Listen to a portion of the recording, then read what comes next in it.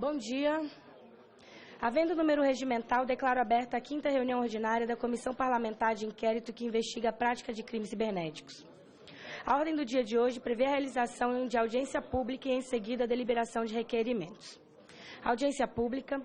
Dando início à audiência pública, eu gostaria, em primeiro lugar, de agradecer ao diretor-geral do Departamento de Polícia Federal, Leandro Daiello Coimbra, pela colaboração que prestou para a realização desta audiência. Agradeço também aos convidados que prontamente atenderam a solicitação da CPI e, desde já, convido os convidados a compor a mesa. Convido o senhor Estênio Santos, delegado da Polícia Federal, chefe do Grupo de Repressão a Crimes Cibernéticos da Superintendência do Distrito Federal.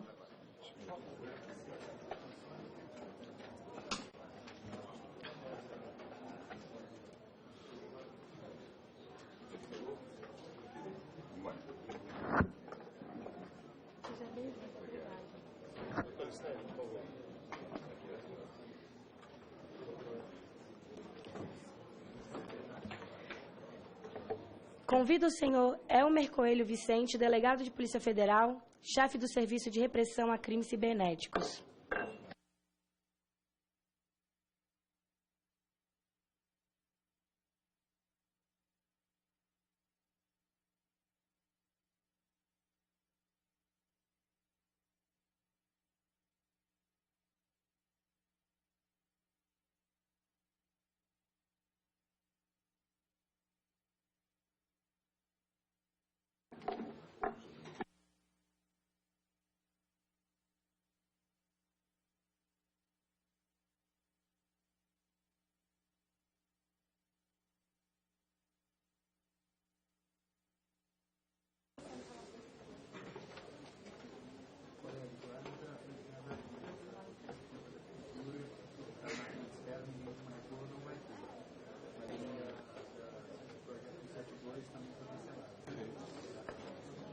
E convido o senhor Carlos Eduardo Miguel Sobral, assessor da Coordenação Geral de Projetos da Tecnologia da Informação da Secretaria Extraordinária de Segurança em Grandes Eventos do Ministério da Justiça.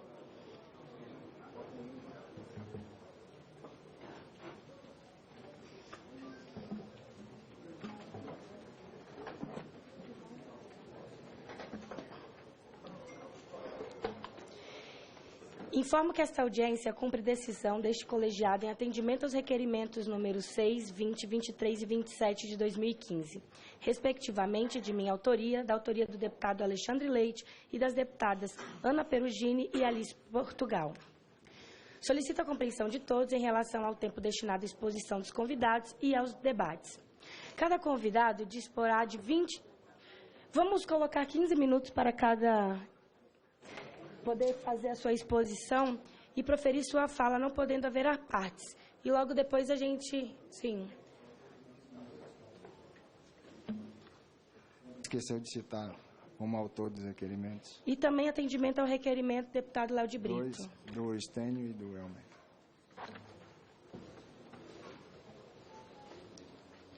Os deputados interessados em interpelar, os convidados deverão se inscrever previamente e poderão usar a palavra por 3 minutos ao final das exposições, podendo haver réplica e tréplica. Feitos esses esclarecimentos, vamos dar início à audiência. Concedo a palavra ao senhor Estênio Santos, chefe do Grupo de Repressão a Crimes Cibernéticos da Polícia Federal. Vossa Senhoria dispõe de 15 minutos. Bom dia, senhores. Agradeço inicialmente o convite.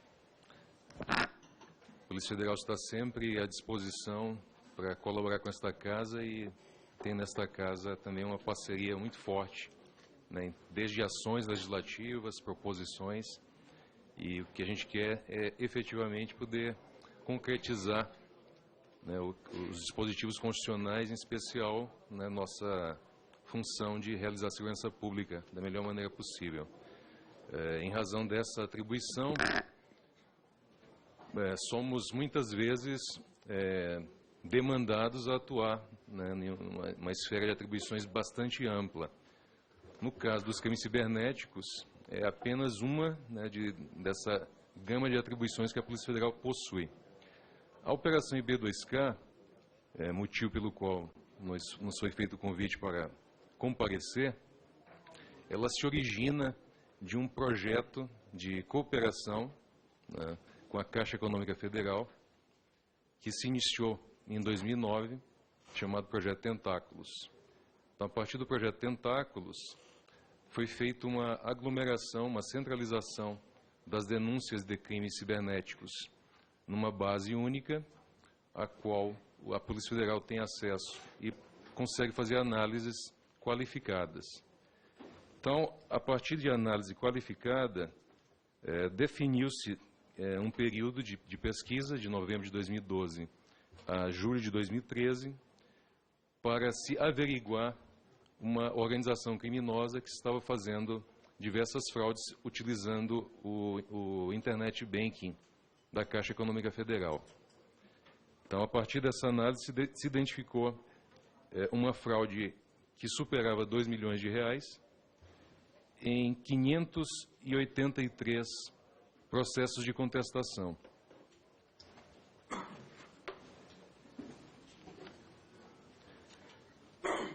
Então, a análise ela se inicia a partir de 2 terminais que foram identificados como sendo desses suspeitos.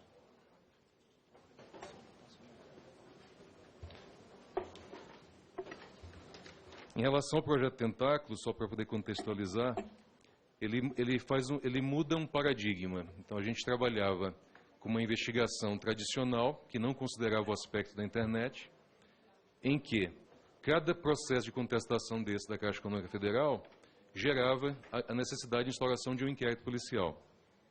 Então, essas comunicações, em razão da característica da internet, ela ficava dispersa pelo país. Em tese, qualquer pessoa tendo conhecimento de uma fraude na internet, ela pode comunicar a qualquer órgão, porque a princípio não se sabe onde ocorreu o local do crime cibernético. Então, isso gerava informações limitadas. Então, cada unidade da Polícia Federal tinha uma informação parcial da fraude. Isso impedia que a Polícia Federal tivesse o conhecimento de quem era a organização criminosa. Então, eram feitas as instaurações a partir do local da conta da vítima e não onde estava o criminoso, o suspeito. Geravam-se as quebras de sigilos bancários, telemáticos, mas, no final, poucas investigações chegavam-se efetivamente à quadrilha. Às vezes chegava num laranja, mas não chegava na organização criminosa.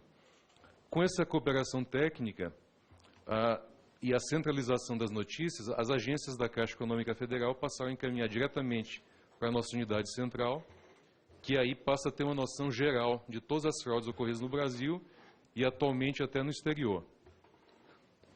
É feito então esse cruzamento prévio de informações e aí, em vez de se focar numa fraude pequena, a Polícia Federal tem a possibilidade de atuar na criminalidade organizada. Então, a gente vê qual que é a fraude realmente grave e aí se utiliza os recursos que não são ilimitados para atuar onde é efetivamente necessário. Isso daí faz concretizar, na minha visão, o princípio da eficiência que está no artigo 37 da Constituição Federal. Além disso, permite que nós façamos estudos prospectivos de criminalidade. Então, identificar que determinado local possui uma incidência de determinado crime maior, se atua para se fazer cessar ou reduzir aquela criminalidade, em vez de se investigar de forma dispersa. No caso específico, pode passar, da operação IB2K, o ponto de partida foram 2 terminais de internet pertencentes a Barbosa e Pereira, que fizeram acesso indevido ao sistema de internet banking da Caixa Econômica Federal. Então, aqui no painel é possível averiguar a utilização do sistema da Polícia Federal. A gente fez algumas censuras, mas ali foi identificada inicialmente transferência para 243 contas, pagamentos de 21 títulos bancários e recarga de 7 telefones. Só que a análise permite que sejam ampliadas. Então, cada fraude que está vinculada com outra vai gerando um aumento dessa pesquisa. Além disso, as informações que vão chegando na base, elas podem ser confirmadas na rua. Então, a gente não fica simplesmente fazendo pesquisa no computador. Então, as informações que chegam, elas são confirmadas na rua. Então, a partir dessas pesquisas, essa análise preliminar, foram sendo ampliadas essas informações. Pode ir passando. E eu estou falando rapidamente porque o tempo de 15 minutos não é suficiente para apresentar tudo. Tá? Então pode passar, só para ir mostrando os gráficos. Tá? Aqui a gente vai vendo a análise feita na base de fraudes. Pode passar. Então aí, a partir dessa análise... Doutor Stênio, o que o senhor tiver de importante é importante até porque o requerimento para essa CPI é em relação a esse tema. Então, para o senhor não pular, acho que todos concordam e a gente está aqui à disposição para poder ouvir. Voltar 2 slides? Volta 2. Aí. Explica para nós. Tá, aqui nesse gráfico, nós temos os 2 terminais. Então, ali o terminal de Ferreira e o terminal de Barbosa, vinculados a eles um telefone, cada um com um telefone, e o terminal de conexão. Então, eles utilizaram uma conexão à internet e, a partir dessa conexão à internet, invadiram diversas contas. Então, aqui no caso de Ferreira, nós temos 35 contas que foram vitimadas, então ele está aqui atrás do computador, invadiu o sistema do Internet Banking e acessou essas contas. A partir do momento que ele acessa essas contas, ele consegue agir como se fosse o cliente da instituição bancária. Então, ele pode fazer transferência desse dinheiro, ele pode fazer uma recarga de celular, ele pode fazer pagamento de boletos bancários. E isso é feito de forma relativamente fácil, né? Como se fosse o próprio cliente realizando essas transações. E aí os critérios de limitação são o que as instituições bancárias estabelecerem. Às vezes tem um critério até R$1.000 por dia, e às vezes, dependendo da situação, ele não tem limite. Então, isso vai facilitando para o criminoso, para o suspeito, obter esses recursos.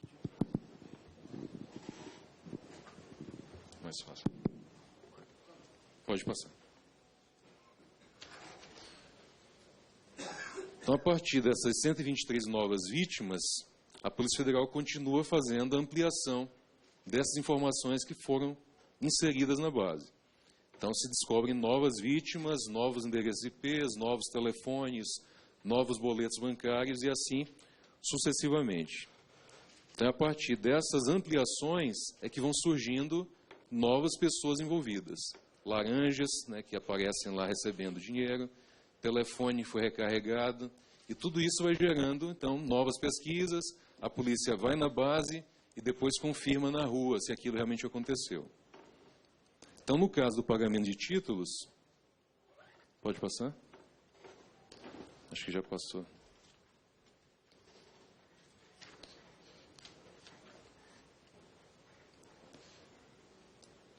Pode passar. Acho que já passou, né? Volta um pouquinho aqui. Volta um pouquinho. Não, passa.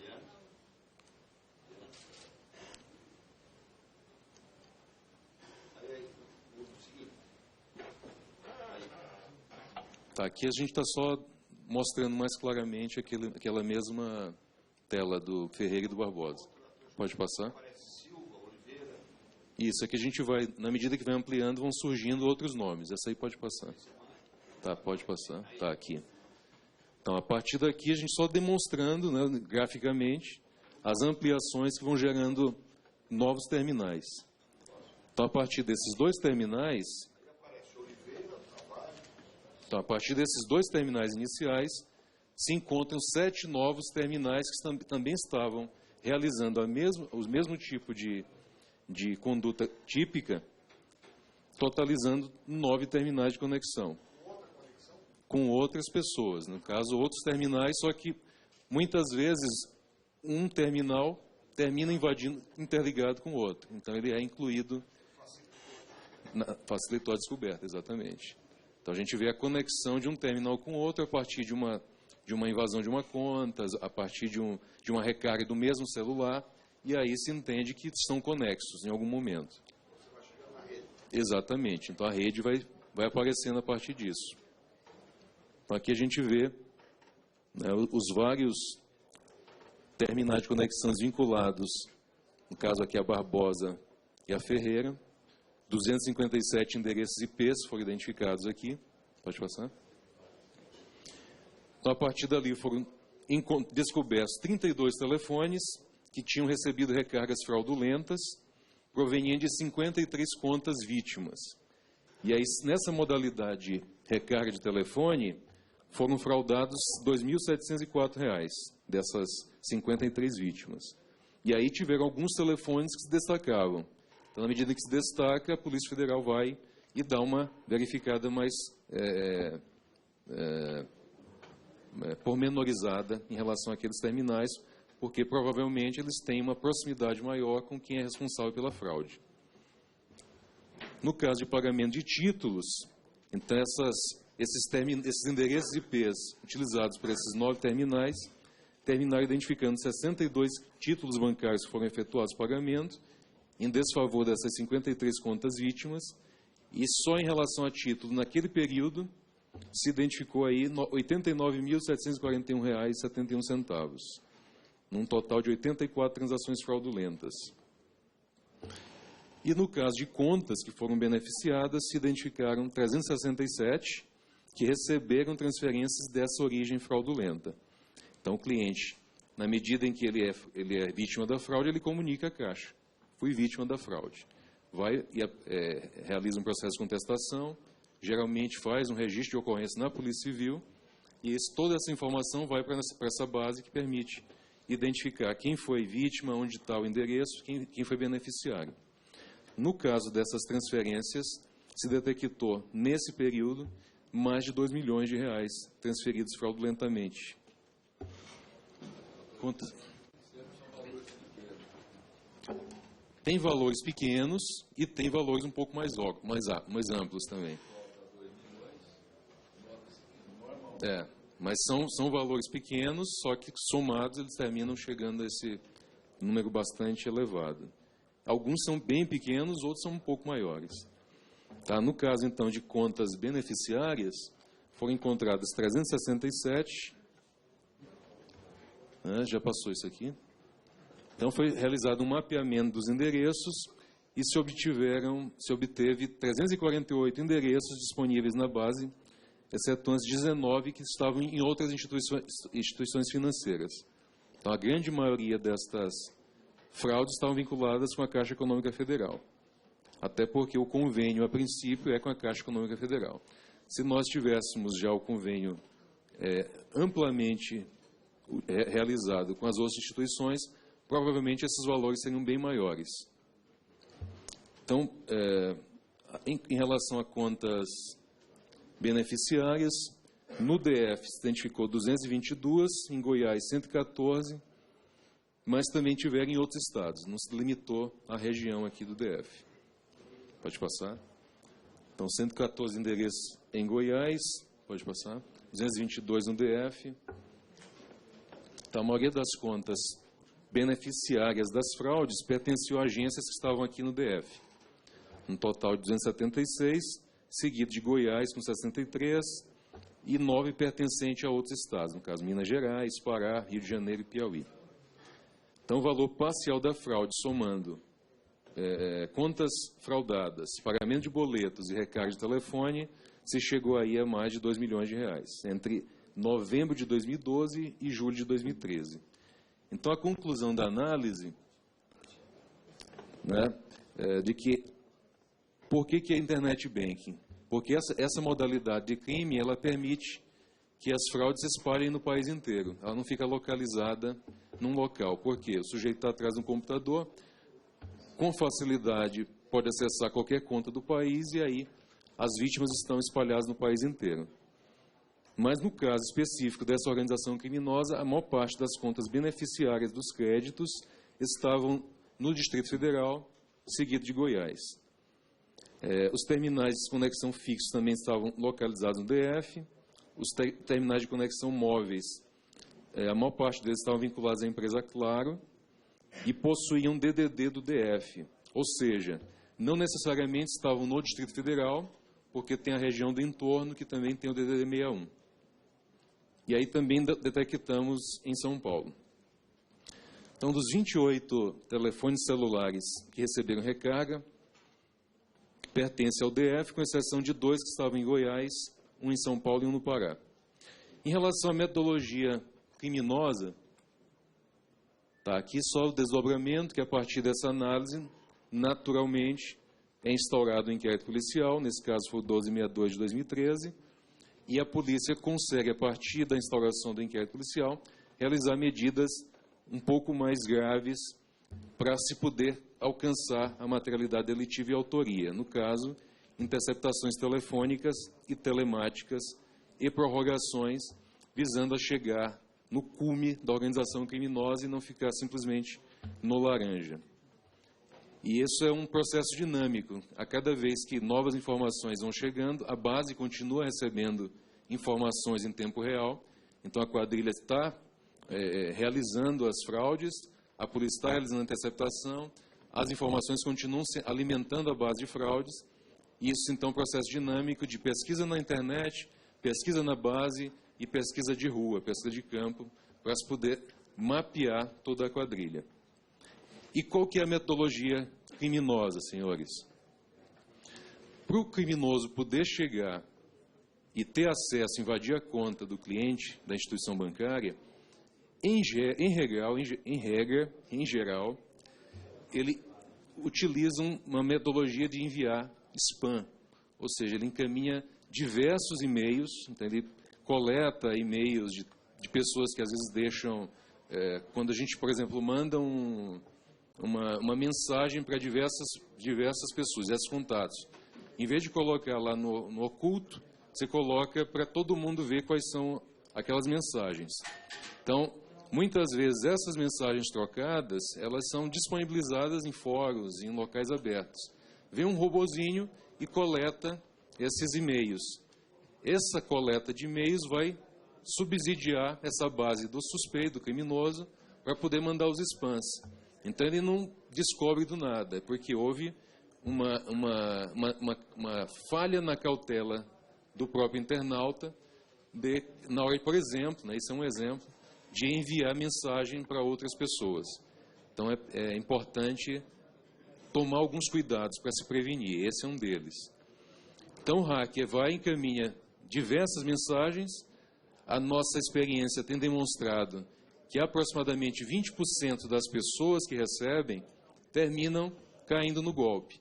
Então, muitos recebem esse e-mail, não conhecem o destinatário, apaga. Não vou nem saber o que é.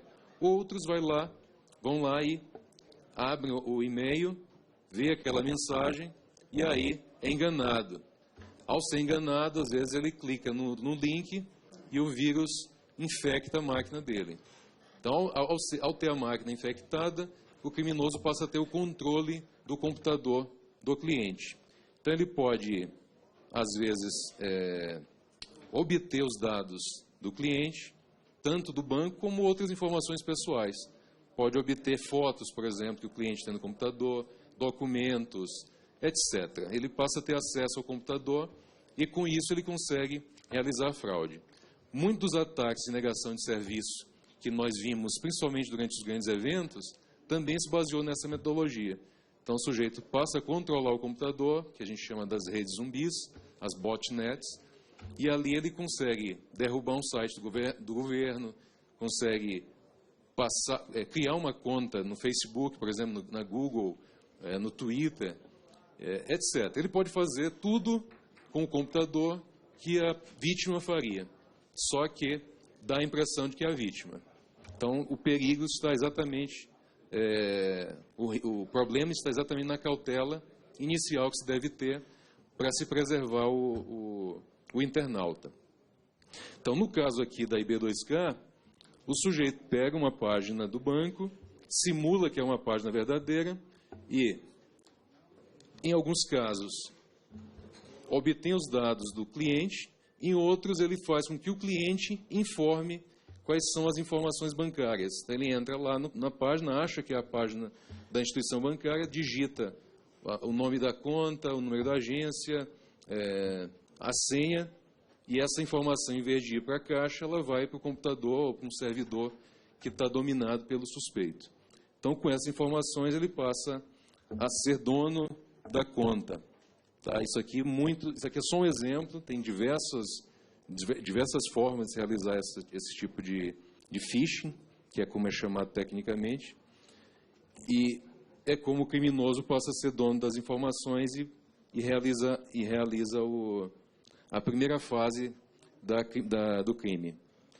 Só que o criminoso ele não consegue, pode passar, ele não consegue ir muito além somente com as informações do cliente. É por isso que, geralmente, esse tipo de delito ele precisa de associação criminosa. O que acontece? Ele precisa que alguém informe uma conta para poder receber aquele dinheiro fraudulento. Então, eu tenho que ter o laranja. Eu preciso de alguém que queira pagar o título bancário. Então, às vezes acontece do sujeito não querer pagar o IPVA inteiro. Então, ele vai lá, tem um boleto de IPVA, R$1.000. Ele chega, o hacker, o crack, informa para ele: eu pago o teu boleto, te pago R$1.000. Me dá R$500 que eu pago o teu boleto de R$1.000. Então, ele pega esse dinheiro fraudulento, paga R$1.000, dinheiro é dos outros mesmo, e recebe um dinheiro limpo, de R$500, limpo, entre aspas, né? Exatamente da pessoa que não quis pagar. Então, essa pessoa que entregou o boleto para ser pago, ela também tem alguma responsabilização nesse tipo de crime. No caso do telefone, a mesma coisa. Alguém vai lá e informa: faço a recarga, coloca a recarga no telefone para eu poder utilizar. Então, o hacker, o cracker, não consegue ir muito além se ele não tiver a participação de terceiros. Então, sem essa participação, a fraude não se concretiza. Pode passar. Então, a partir dessa análise, terminou que a dinâmica da operação ela não conseguiu chegar em todas as pessoas que estavam envolvidas. Então, algumas pessoas, em razão da volatilidade dos dados, da fragilidade dos vestígios que estão na internet, por um motivo ou outro, ela termina não sendo, não se consegue dar continuidade às investigações iniciais em relação a ela. No caso daqueles 2 terminais lá que iniciaram, por exemplo, a Polícia Federal descobriu que não eram essas pessoas, efetivamente, que eram os suspeitos. Então, tinha um terceiro que criou um documento falso, documentos de identificação falso, e se fez passar por esses 2 para poder, né, colocar mais uma dificuldade na identificação da autoria. E a dinâmica das investigações, ela termina gerando isso. A gente, muitas vezes, não tem o quantitativo suficiente para atender essa enorme quantidade de fraudes que estão aí disponíveis. Então, no caso aqui do Tavares, ele terminou se destacando nesse segundo momento. Após a instauração do inquérito, ele terminou se destacando e aí a investigação termina se centrando mais nessa segunda parte que está vinculada ao Tavares. Pode passar? Então, a gente consegue identificar recargas, pagamento de boletos e pessoas que estavam vinculadas ao Tavares para focar no que foi possível. E a partir daí, já fechando aqui os trabalhos, foram feitos pedidos de prisão preventiva das pessoas que estavam mais próximas deste indivíduo, né, que foi a princípio identificado como o principal responsável desse núcleo da organização criminosa, prisões temporárias, que serve para auxiliar a investigação policial, e buscas e apreensões, né? Foram feitos, então, quebra de sigilo bancários, sequestro de ativos, indisponibilidade de bens, e esta investigação foi submetida à apreciação judicial. O Ministério Público já denunciou parte da quadrilha e estamos nesse pé. Obviamente que as investigações não cessam, nós temos diversos outros casos que estão em andamento, mas em relação a IB2K, que é um caso específico, a Polícia Federal ela continua à disposição da Justiça, né, para auxiliar nas investigações em curso ainda na ação penal, e em relação às pessoas que não foram identificadas, a investigação ela permanece meio que em aberto, né? A gente, na medida em que chegarem informações novas, as investigações são reiniciadas. Então, basicamente, o que tinha falado da IB2K é isso, e coloco-me à disposição aí dos senhores, caso tenha alguma necessidade de intervenção e esclarecimento maior. Muito obrigado.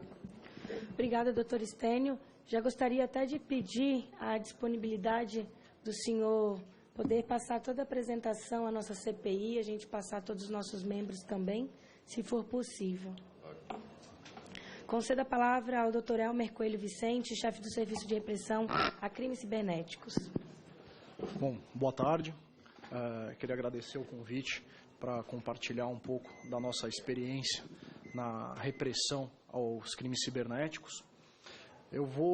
Minha contribuição vai ser um pouco do que a gente tem enfrentado, o que a gente tem passado na repressão dos crimes cibernéticos.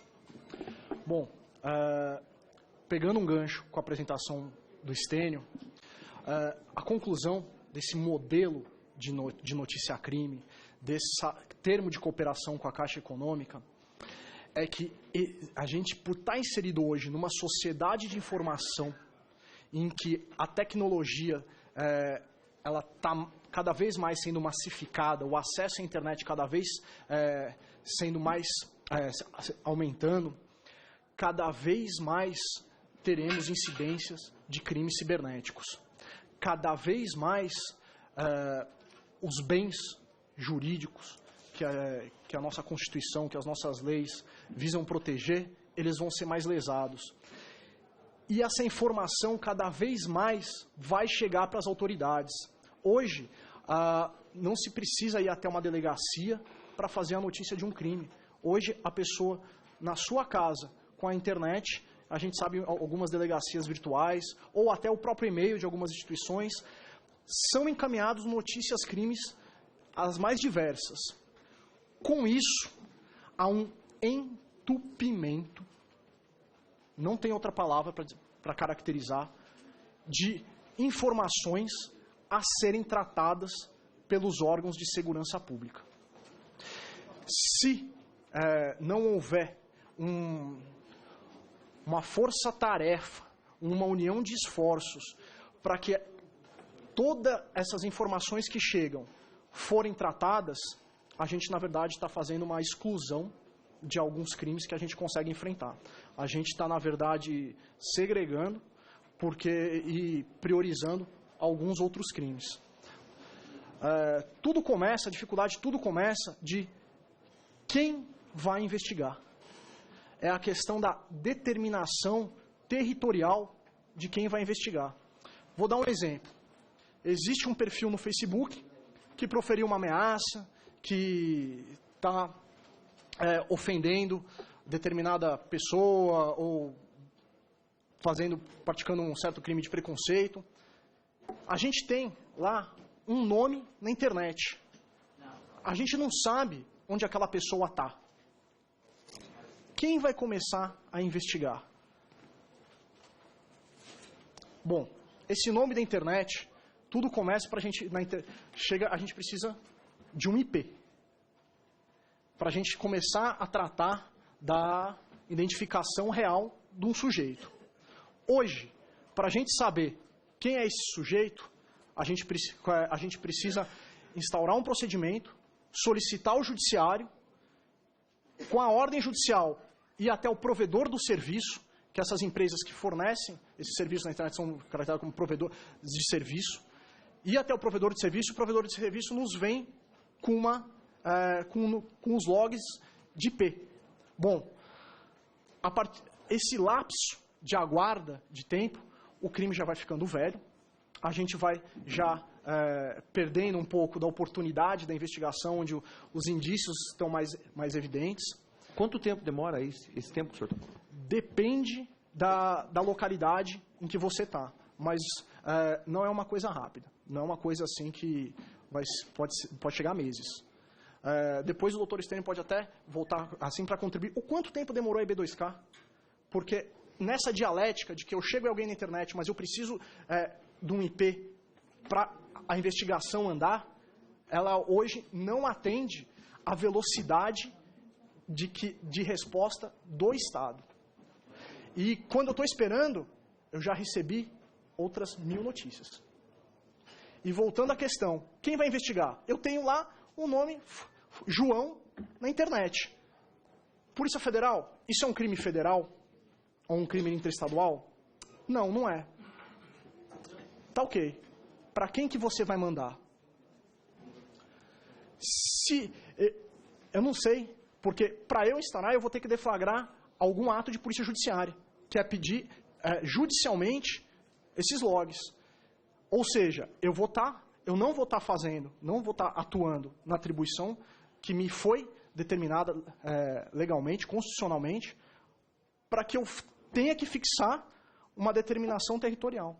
Hoje em dia, existem até as empresas, elas têm um papel proativo na identificação de alguns crimes, nessa detecção de abuso de perfis ou abuso de mensagens, mas elas não sabem para quem enviar. Antes do Marco Civil, algumas empresas já sensíveis a essa necessidade forneciam, mediante requisição policial, os logs dos serviços. E isso dava uma agilidade muito grande para a investigação. Mas com o Marco Civil houve um retrocesso. E com isso a gente tem que judicializar a questão da obtenção dos logs. E essa judicialização dos logs chega até a criar assim, uma incongruência na própria proteção da sociedade. Existe um crime acontecendo na internet. Ele está acontecendo. A gente está vendo, ele está lá, ele está sendo publicado. Se ele fosse no mundo real, eu poderia prender a pessoa em flagrante, quiçá até entrar no seu domicílio. Mas no crime cibernético eu não consigo. Se qualquer dos senhores chegarem e falarem que foi ameaçado pelo Facebook, por um perfil no Facebook, e vocês souberem quem é o perfil daquela pessoa, eu não posso saber que e a ameaça está lá, está no ar, ou está sendo ofendida, ela está proferindo as ofensas, eu não consigo saber quem ela é, eu não consigo chegar até ela. Se eu não tiver um procedimento judicial prévio para eu ir atrás. E isso vai contra toda essa sistemática da própria prisão em flagrante. Então, assim, hoje em dia, se alguém chega na delegacia e fala, olha, tem um vídeo da minha filha que foi sendo divulgado e eu gostaria que fosse presa essa pessoa. Essa pessoa está aqui, ó. Eu estou num grupo no WhatsApp e essa pessoa está constantemente falando, postando o vídeo da minha filha. Você consegue prender essa pessoa? Não.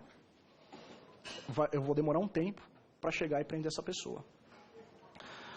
Bom, seguindo nessa questão da dificuldade de obtenção de logs, a gente passa também por uma dificuldade, às vezes, de comunicação com as próprias empresas. Se a gente obtém um log, a gente vai atrás do provedor de conexão, que é quem vai me dizer, olha, esse IP é de determinada pessoa. Então, mais ou menos, são duas partes básicas aí do crime cibernético, um raciocínio bem simples e que é uma receita de bolo. A gente precisa do provedor de serviço fornecendo para a gente o IP e do provedor de internet, que são as telefonias, dizendo de quem foi atribuído aquele IP.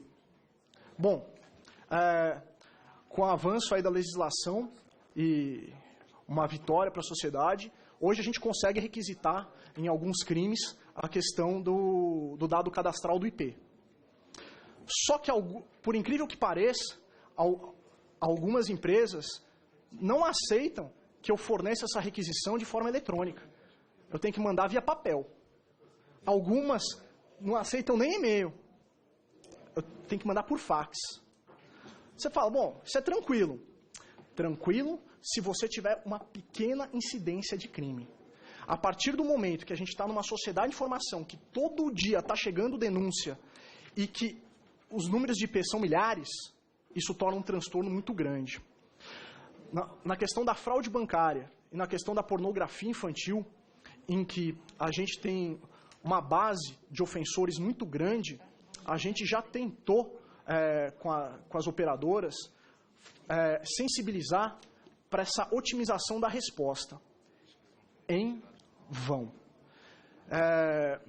O ano passado, a gente recebeu cerca de 50 mil relatórios de pornografia, de potenciais casos de pornografia infantil envolvendo brasileiros.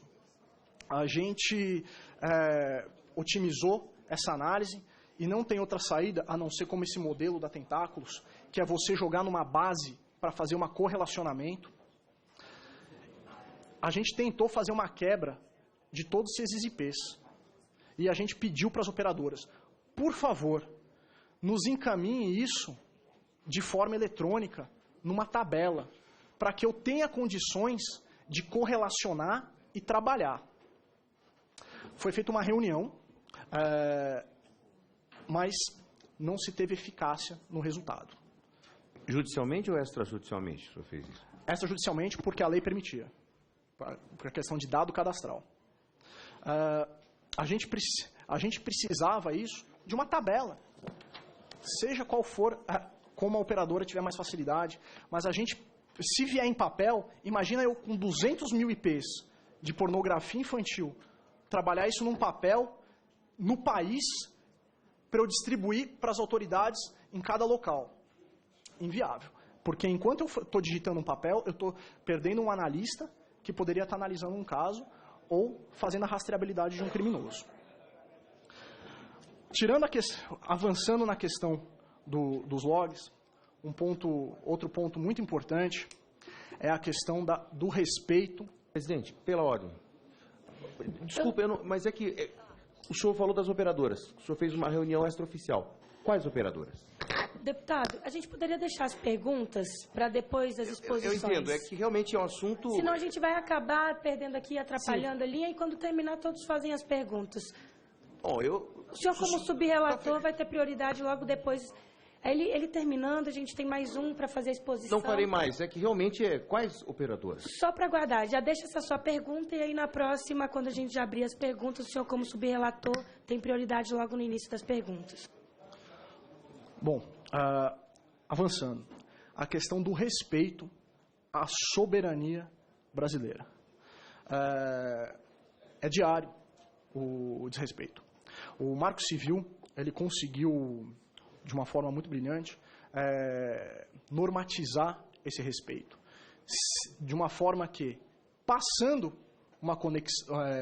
a conexão, o fluxo de conexão da internet pelo Brasil, e esse fluxo corresponder a uma ação criminosa, deve haver respeito às leis e às autoridades brasileiras. Pois bem, a gente sabe que muitas empresas não estão sediadas no Brasil, nem têm representantes no Brasil. E é aí que vem a dificuldade concreta de respeito a uma ordem judicial brasileira e a uma lei brasileira. Eu vou trazer um caso que já foi muito divulgado na mídia, de uma empresa que nos traz constantes problemas. WhatsApp. Pois bem, o WhatsApp realmente é uma maravilha tecnológica, trouxe benefícios para toda a sociedade. Faz parte dessa sociedade grupos de extermínio, organizações de tráfico de droga, facções criminosas, produtores de pornografia infantil. E não diferente da sociedade, que eles vivem, eles usam o WhatsApp. Não é o extremo de a gente chegar e falar que não é possível usar o WhatsApp pela sociedade. Não, mas tem que haver um ponto de equilíbrio entre, quando há uma situação criminosa, respeitar a lei brasileira. E isso a gente tenta diariamente, porque a gente sabe que alvos são passados, em grupos de extermínio são passados via WhatsApp, locais de entrega de entorpecente são combinados via WhatsApp, toda a movimentação policial são passadas às vezes via WhatsApp para algumas facções criminosas, e vídeos de pornografia infantil são passados via WhatsApp. Já tentamos inúmeras vezes, através de investigações, culminar em interceptação telemática do WhatsApp. Já tentamos, inclusive, via MLAT, só que em vão. Hoje em dia, o WhatsApp ele é um ambiente de que as autoridades não chegam. Então, se existe um mecanismo no ordenamento jurídico brasileiro de municiar, em casos excepcionais, os órgãos da persecução penal desse conteúdo das mensagens, que é no caso da lei de interceptação, para o WhatsApp ela não vale. O WhatsApp foi comprado recentemente pelo Facebook, e apesar do Facebook ter representante no Brasil, o Facebook Brasil ainda, nas investigações em andamento, tem respondido que ela ainda não tem condições de responder pelo WhatsApp, por causa que a fusão ainda não foi total em suas operações. A questão nem se ultima na questão da interceptação. Se eu quiser bloquear um determinado conteúdo, como um vídeo, ou fazer a rastreabilidade de um conteúdo, como teve no caso de vazamento aí de provas públicas, a gente tem uma dificuldade muito grande, porque a gente não consegue falar com o WhatsApp. O WhatsApp não respeita. Tem ordem brasileira, mas ineficaz. Então a gente tem uma dificuldade muito grande nessa questão da soberania. Alguns blogs foram recentemente aí divulgados na imprensa de ofensa às mulheres. O blog está nos Estados Unidos, não tem representante no Brasil. A interpretação americana da liberdade de expressão, ela é tão grande que aqui no Brasil chega a ter uma diferença de interpretação, em de que se pra gente é crime e aquele conteúdo tem que ser tirado pro ar, e um juiz dá a ordem, não interessa. Se a empresa responsável por aquele serviço é americana, ela vai dizer que, olha, não temos condição de tirar, submeta-se ao processo do EMILAT. E o processo do EMILAT é muito lento e às vezes examina a questão da dupla incriminação. Então, nessa questão de transnacionalidade, a gente é necessário aí um debate e chegar a mecanismos mais eficientes para persecução aqui penal. Bom, já terminando, só mais alguns pontos. Hoje em dia, são diversas tecnologias que vão chegando na sociedade e que vão distanciando da regulamentação. Um exemplo disso é o Bitcoin. São moedas virtuais em que hoje o dinheiro do criminoso não precisa estar no banco. A polícia pode ter uma investigação bem sucedida, ela pode chegar no criminoso e das medidas mais eficientes para que esse criminoso não volte a delinquir é a tomada do seu patrimônio. Hoje em dia, a gente tem percebido cada vez mais que alguns têm utilizado essas moedas virtuais para guardar seu dinheiro, o proveito do crime. Não existe ainda uma regulamentação. As empresas são as mais diversas. Elas ainda não têm claramente qual é o seu papel de informação junto às autoridades do montante de que cada cliente está lá. O cliente pode ter lá coisa de R$1 milhão e a receita não vai ser informada. O cliente pode depositar R$1.000, mandar de um país e sacar em outro, em Bitcoin, e ninguém ser informado. Então, assim, a lesividade, a possibilidade de evasão de divisa é muito grande. E encerrando, realmente existe uma necessidade de capacitação do órgãos envolvidos na persecução penal. Nós aqui estamos trabalhando diariamente, só que é muito pouco para a quantidade de crimes, para a quantidade de denúncias e para o tamanho do enfrentamento do problema. Quando a gente percebe nos estados ainda, se a carência é grande na Polícia Federal de efetivo técnico, a gente percebe em uma maior proporção nos estados, em que enfrentam uma maior incidência de crimes e tem outras também prioridades a enfrentar. Então, a questão da capacitação específica para crime cibernético é muito importante, porque é a partir daí que a gente vai começar a dar uma resposta mais eficiente. Queria agradecer e estou à disposição aí para depois maiores esclarecimentos do que foi dito. Obrigada, doutor Elmer. O último orador é o doutor Carlos Eduardo Miguel Sobral, assessor da Coordenação Geral de Projetos de Tecnologia da Informação da Secretaria Extraordinária de Segurança em Grandes Eventos do Ministério da Justiça.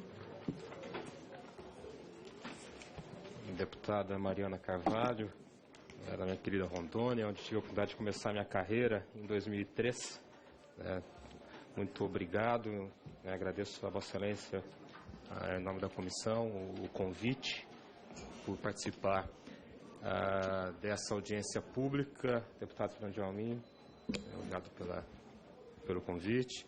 Nobres colegas delegados, colegas de trabalho, que já atuamos juntos nos últimos 7, 8 anos. É um prazer reencontrá-los nessa oportunidade. Senhoras, senhores, bom dia a todos. Bom, eu vou trazer uma breve contribuição, ratificando as palavras do Dr. Elmer, do Dr. Stênio, tanto dos problemas que nos acometem. E durante as falas dos colegas me veio um filme. Eu comecei a trabalhar nesta área em 2008, quando vim a Brasília, removido de Rondônia, para assumir a coordenação do combate aos crimes cibernéticos na Polícia Federal.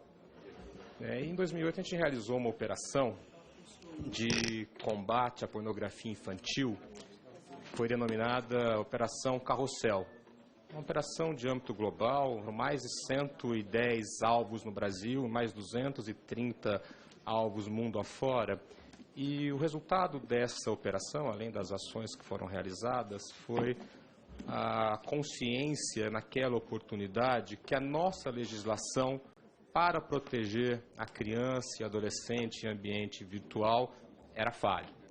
Nos faltavam instrumentos legais, normativos, para proporcionar uma ação mais efetiva na proteção à criança e ao adolescente. O Senado, de forma muito oportuna, aprovou e conduziu uma CPI, a chamada CPI da pedofilia, e nós tivemos a oportunidade de também participar da primeira audiência pública daquela CPI e trazer os fatos, trazer as situações que nos afligiam como autoridade de investigação e de repressão a ilícitos, permitindo à sociedade um maior conhecimento e um maior debate. E os resultados daquela iniciativa foram muito profícuos.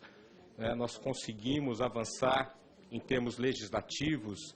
O Senado e o Parlamento depois virou uma lei sancionada pelo então presidente Lula, a Lei 11.829, que criminalizou algumas condutas envolvendo pornografia infantil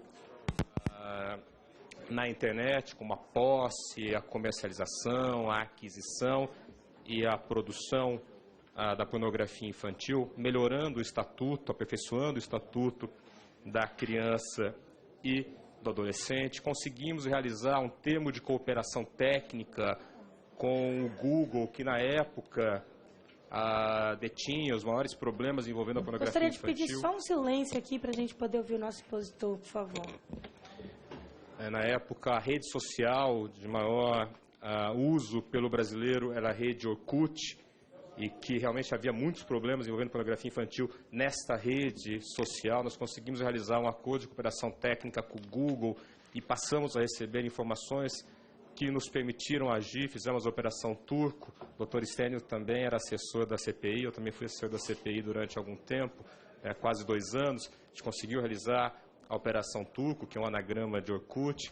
Realizamos um acordo de cooperação técnica com as companhias telefônicas para que nos passassem os dados de conexão, de dados cadastrais de formas organizadas, de forma automatizada. Infelizmente, pelas palavras do Dr. Elmer, vejo que esse acordo de cooperação técnica não teve bom andamento. Os problemas eles se repetem 6 anos após.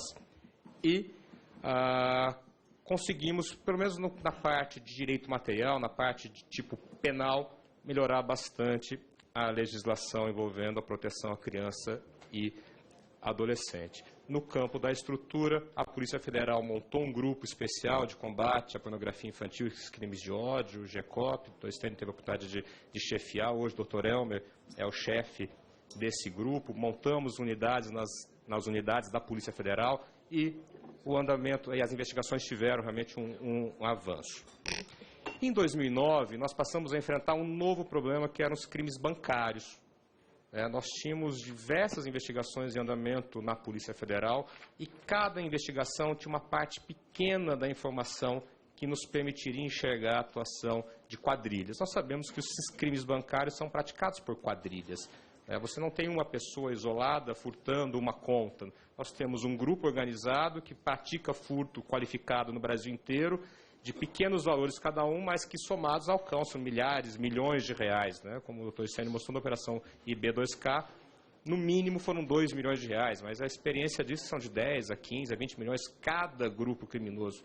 É muito dinheiro, tanto que a FEBRABAN anuncia que o prejuízo do sistema bancário brasileiro alcança 1 bilhão, às vezes mais de 1 bilhão de reais por ano, que é desviado do sistema, que nós pagamos, ou seja, todo mundo que tem conta paga esse custo e esse dinheiro é desviado para grupos criminosos que utilizam para todo tipo de ilícito.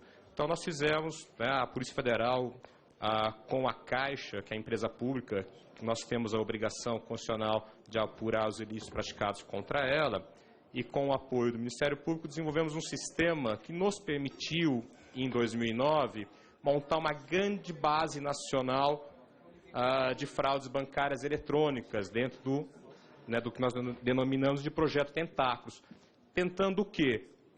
Aglutinar, reunir as informações que estavam espalhadas no Brasil inteiro, pegar as peças que estavam em cada investigação, juntar tudo em uma base de dados e, através de ferramentas de inteligência, como a que o Dr. Estênio mostrou, conseguir enxergar a atuação de uma quadrilha e não mais investigar fato a fato, fraude a fraude, mas sim investigar a atuação de um grupo criminoso.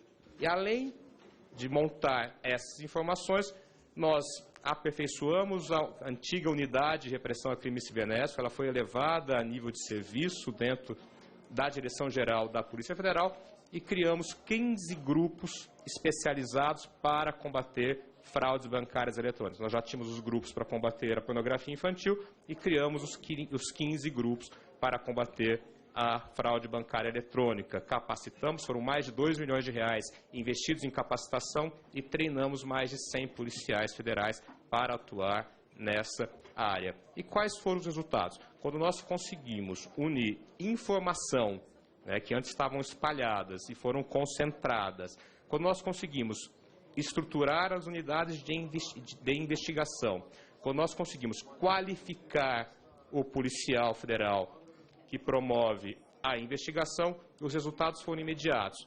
A partir de 2011, quando o sistema passou a estar em pleno funcionamento até 2014, as fraudes contra a Caixa Econômica Federal, as fraudes bancárias, tiveram uma redução de 67%. Foram realizadas dezenas de operações nos moldes da IB2K. Foram presos mais de 200 criminosos, desarticuladas mais de 40 quadrilhas e essas informações, antigamente quando a gente tinha uma investigação isolada, quando se levava à justiça para fim de responsabilização, quando você olhava só aquele fato, o juiz não tinha a consciência de todo o grupo criminoso, então a punição era muito pequena, às vezes nem se conseguia uma punição, tinha uma fraude de R$1.000, R$2.000, então na verdade dava quase uma insignificância, mas quando você consegue reunir, que é um grupo organizado, atuando de forma organizada, que desvia milhões de reais e é utilizado para todo tipo de crime, inclusive tráfico de armas e drogas, você demonstra a periculosidade daquele grupo criminoso e as punições são maiores, o que leva necessariamente a um sentimento dentro do sistema criminoso de que há uma reação forte do Estado e necessariamente o número de crimes cai. Então nós conseguimos reduzir o número de fraude, nosso Estado brasileiro, os números de crimes contra a Caixa Econômica Federal em 67% em 4 anos.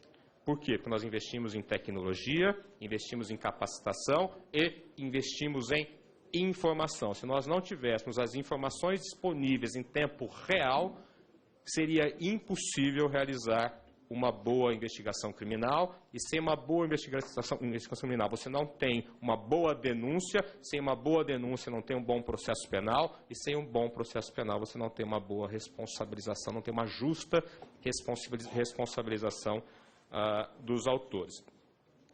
Além do combate à fraude, também conseguimos avançar em outro campo que nos preocupava muito, preocupava muito ao Estado brasileiro.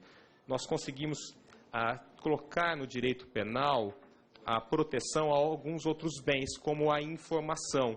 Nós conseguimos trazer para o direito brasileiro a proteção da informação armazenada em dispositivos computacionais. Foram muitos anos de debate, mas em 2012 conseguimos avançar e o Parlamento e a Presidente da República trouxe ao direito brasileiro a Lei Carolina Dickmann, que estabilizou a proteção da informação. Há discussão se há espaço para aperfeiçoamentos, isso é natural do processo e sempre haverá, mas conseguimos avançar destravando mais esse nó. Então, hoje, na minha opinião, porque nós fazemos essa contextualização, nós temos uma boa legislação para a proteção da infância, da criança e do adolescente na rede. A nossa lei, o ECA, é um bom instrumento, permite que a polícia, no campo material penal, tenha atuação.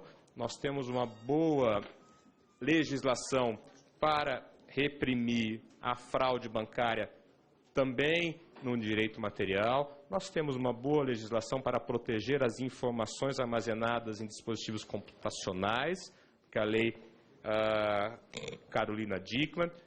Nós avançamos com a edição do Marco Civil da Internet, que também foi um processo, uma discussão iniciada em 98, que ganhou corpo em 2008 e foi transformada em lei em 2013, que há algumas ressalvas do aparato estatal de investigação que entende no Marco Civil algumas amarras, e isso é um fato que deve ser trazido à discussão.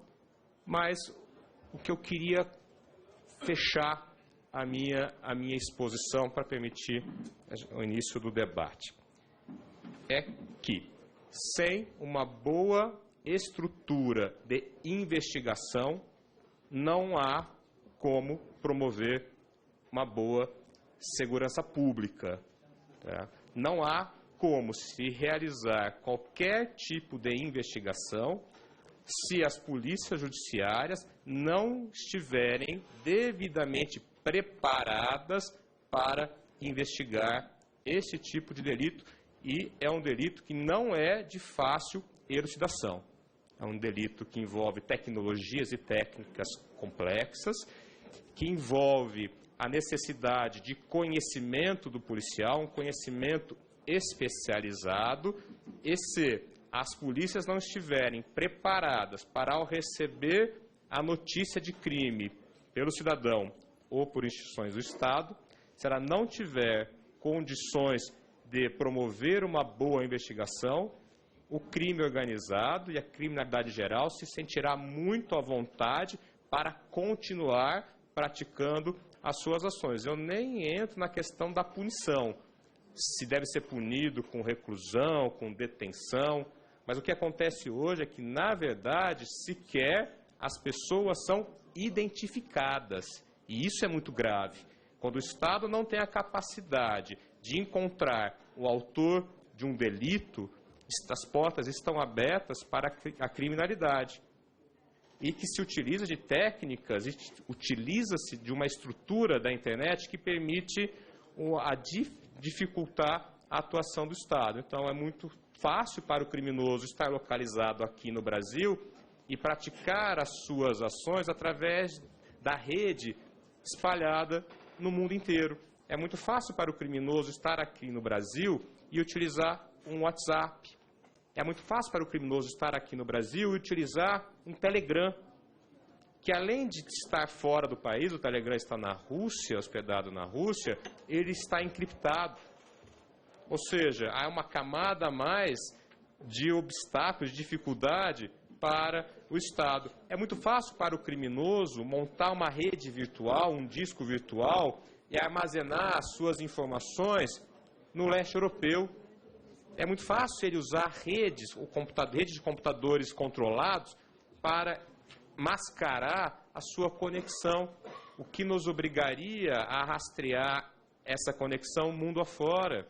E é muito difícil para a gente enfrentar essa situação num ambiente de uma cooperação internacional ainda pensada para o início do século, sendo que na tecnologia o que é pensado para ontem já está atrasado. A técnica do crime atualiza muito rápido. Então, só um exemplo.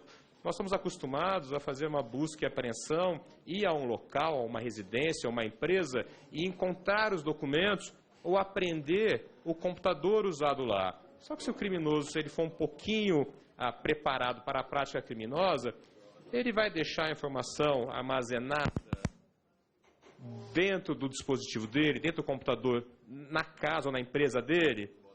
Não, ele vai colocar nas nuvens ou vai colocar num disco virtual fora do país. E nós podemos buscar essa informação fora do país através de técnicas do acesso ao computador dele? A nossa legislação permite. O outro país vai se sentir ofendido e invadido na sua soberania se nós, Estado brasileiro, formos buscar a informação que está lá armazenada. Essa prova é ilegal, essa prova é legal. Se nós não fizermos isso e buscarmos imediatamente, o criminoso pode dar um comando e apagar toda a informação, e a informação que vai estar encriptada. Se nós conseguirmos chegar, a informação vai estar segura, vai estar protegida. Nós vamos ter desenvolver tecnologia para decriptar, quebrar aquela informação que está protegida. Ou seja, trouxe só essas nuances da dificuldade para demonstrar que se nós não tivermos uma estrutura de investigação pronta, que seja treinada, que tenha à sua disposição o que há de mais moderno no mundo em tecnologia de investigação, nós não conseguiremos desenvolver boas investigações. E eu não falo nem da Polícia Federal, porque nós temos uma condição hoje muito melhor do que tínhamos alguns anos atrás. Mas digo de toda a estrutura de investigação do Brasil, né? Toda a estrutura de investigação de todas as polícias judiciárias, que hoje realmente estão aquém daquilo que nós necessitamos para promover uma boa ação estatal, né? E isso foi previsto durante os debates de 2008 a 2014, isso estava previsto, essa dificuldade nossa, do Estado brasileiro, estava previsto. Tanto que, me permitam, eu vou fazer a leitura do artigo 4º da Lei 12.735 de 2012, que diz: os órgãos de polícia judiciária estruturarão, nos termos de regulamento, setores e equipes especializadas no combate à ação delituosa em rede de computadores, dispositivo de comunicação ou sistemas informatizados. Ou seja, a Lei 12.735 já determina que toda instituição de polícia judiciária tenha delegacia especializada em repressão a crime cibernético, ou seja, ação delituosa praticada em rede de computadores, e essa realidade ainda não acontece. Então, se nós tivéssemos avançado mais nos últimos anos, com certeza o cenário de crimes praticados na rede poderia ser melhor, porque uma boa investigação gera uma boa denúncia gera um bom processo e a identificação dos autores. Hoje nós temos essa carência. Então, se teria algo a contribuir nesse debate, é nesse sentido. A nossa legislação avançou muito no campo penal, tem espaço para avançar no campo processual, como o Dr. Elmer abordou, mas nós temos uma carência imensa no campo estrutural. A nossa estrutura de investigação, ela ainda é muito carente e não permite que o Estado atue da forma que deveria atuar. Obrigado. Obrigada, doutor Carlos. Agora, encerradas as exposições, passaremos aos debates. Concedo a palavra ao deputado Esperidião Amin, nosso relator, para dar início aos debates.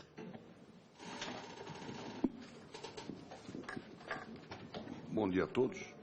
Eu quero, em primeiro lugar, cumprimentar nossos 3 expositores, doutores senhores Stênio, Elmer e Sobral.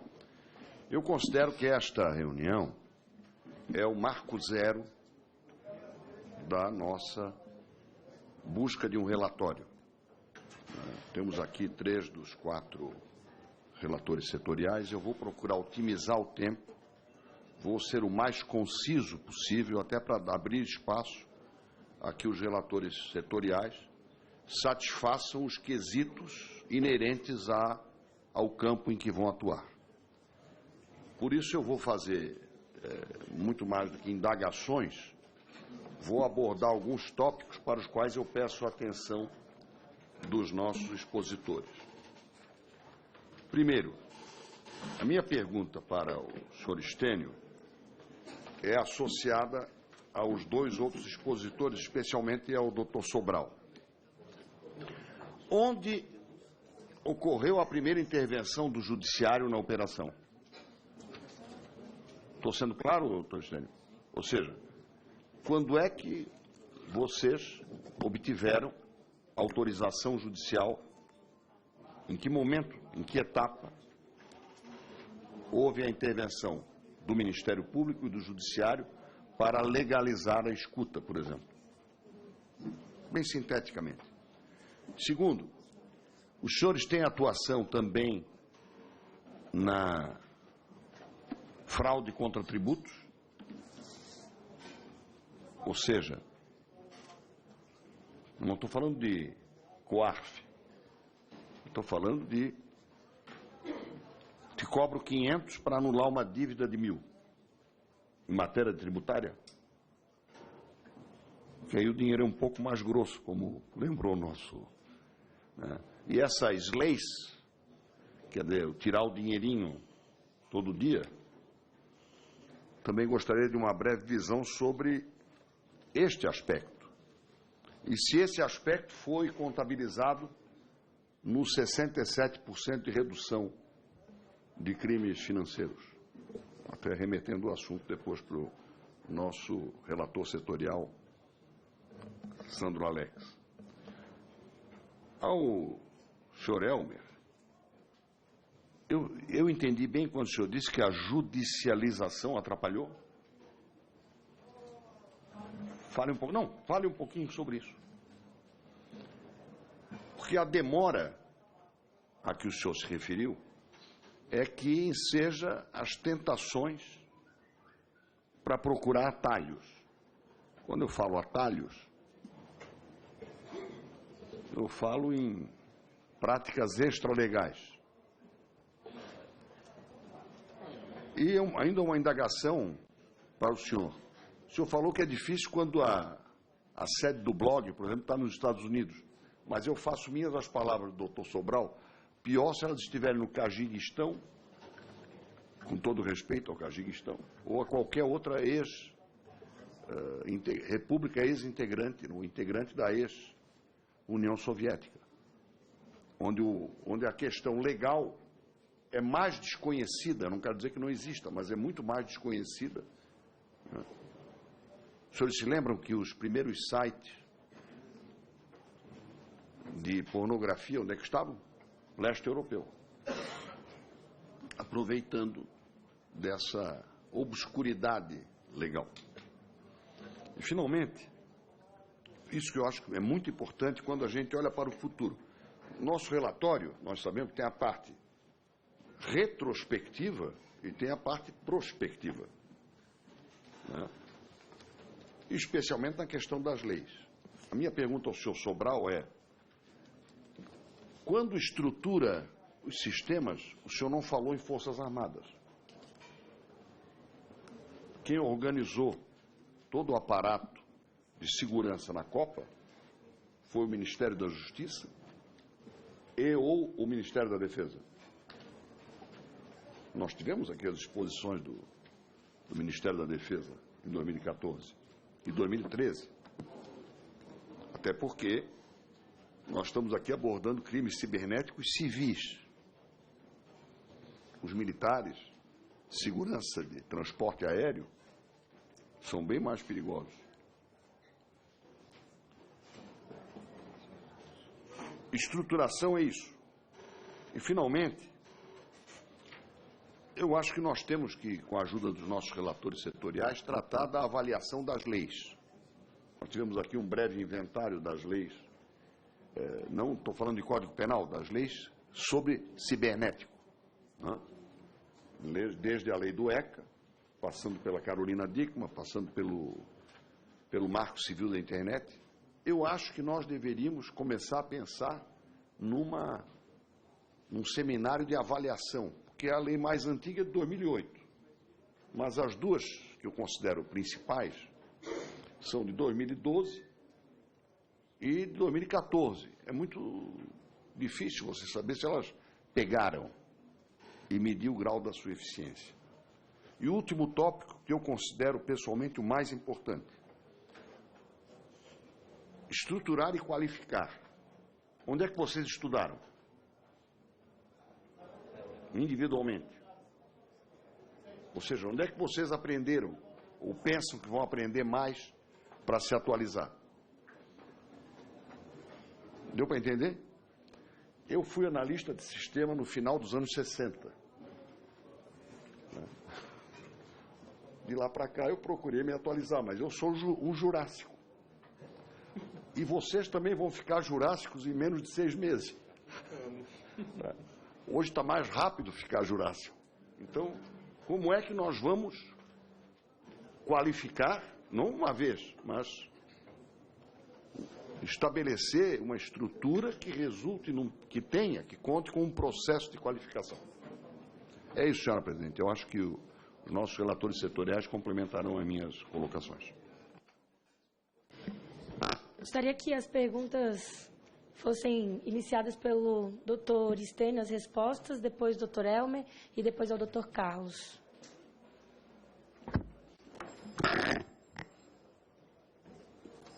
Obrigado pelas perguntas, deputado. Para responder em relação especificamente à IB2K, é preciso contextualizar rapidamente, também não vou tomar tempo. No caso específico da Operação IB2K, a primeira intervenção judicial ocorreu após a instauração do inquérito. Então, a gente não pode, em momento algum, realizar interceptação telefone telemática sem inquérito policial, daí telemática também. No meu caso, não.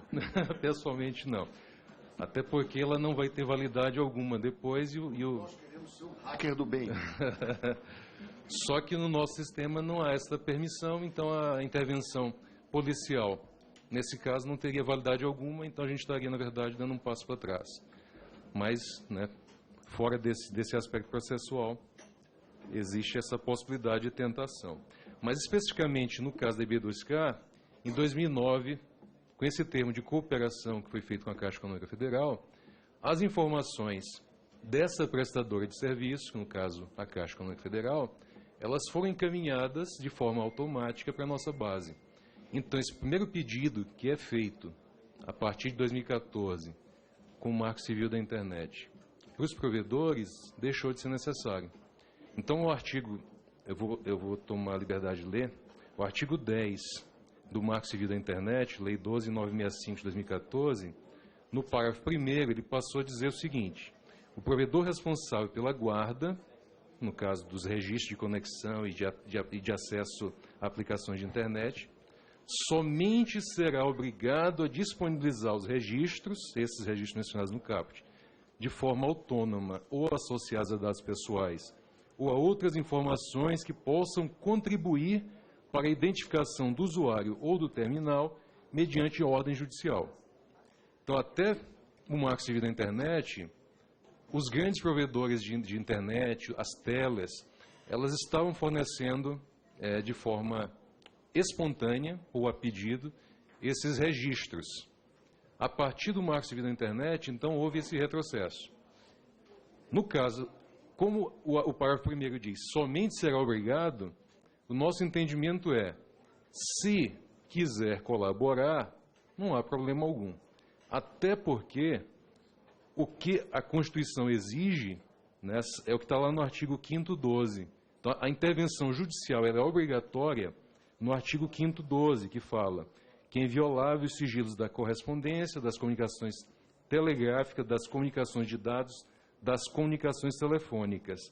Então, nessas hipóteses em que a polícia ou o judiciário ou o Ministério Público pode ter acesso ao conteúdo das comunicações e aí sim invadir a privacidade do suspeito ou do cidadão, é que a Constituição exigiu a ordem judicial. Nos demais casos, essa ordem ela não é necessária. E quando a gente judicializa isso previamente, a tendência é que haja uma desaceleração natural. Em vez da polícia obter diretamente, ela primeiro representa para o judiciário, que solicita o parecer do Ministério Público, que se manifesta, e aí sim há uma requisição do juiz, e nesse meio termo, às vezes, você pode durar 6 meses, às vezes pode durar até 1 ano. Enquanto que o Código de Processo Penal requer que a investigação seja concluída em 30 dias. Então, essa exigência aqui ela é incompatível com a exigência de conclusão da investigação em 30 dias. Como no caso das fraudes bancárias eletrônicas, houve essa... se ultrapassou essa fase, se pediu a primeira intervenção, somente depois da instauração do inquérito, e aí sim, seguindo estritamente o que exige a Constituição Federal, é que houve essa necessidade de intervenção judicial. E mesmo assim a investigação demora. Então, quando se cria mais uma fase de intervenção judicial, ela no mínimo vai demorar 2 vezes mais. E aí, no caso de crimes cibernéticos, a demora sempre corre contra o Estado. Então, suspeito, criminoso, a pessoa que praticou a conduta ilícita ou típica, ela vai estar sempre na vantagem, porque ela vai estar se escondendo e o Estado tem que correr atrás. Os vestígios são voláteis, e muitas vezes, quando se vai solicitar essa informação, ela não está mais em lugar nenhum, ela já foi destruída. Então, esse é o risco. E no caso das fraudes tributárias, a gente tem uma unidade especializada para cuidar de desvio de recursos públicos, crimes financeiros. Então, não seria isso. Eventualmente, quando ocorre a necessidade, a unidade de crime cibernético presta o apoio necessário.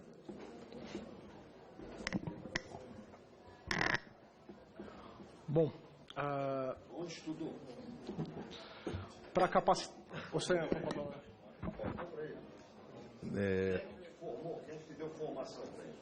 Então, tem formação em Direito na Universidade Federal do Maranhão, tem especialização em Ciências Criminais, tem especialização em Ciências Policiais, tem mestrado em Ciências Policiais. Este último no Instituto Superior de Ciências Policiais em Lisboa, Portugal. No caso de crime cibernético, a Polícia Federal tem a nossa Academia Nacional de Polícia, tem as unidades especializadas e tem as cooperações policiais internacionais. Então, a gente vai obter experiência de outros países. Como? Estudei, o mestrado foi feito em Portugal e também fizemos treinamentos em outros países, né? Por exemplo, o FBI. Bom, iniciando a questão